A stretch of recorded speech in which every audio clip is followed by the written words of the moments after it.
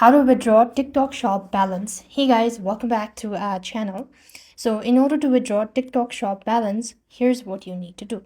So first thing first, launch Open Your Seller Center app onto your device. Then you need to go ahead and navigate to a finance sections. Under finance, you will find a withdrawal sections. Simply tap on the button. You will then be prompted to enter a 6-digit withdrawal passcode. You must set this for up first as well. Next, you want to select your payout method, enter the exact amount that you want to withdraw, and tap on confirm the withdrawal. After you've done that, you will have successfully withdrawn. And if it is automatic withdrawal, then you can just go to finance, locate withdrawal once again. There you could find auto withdrawal settings.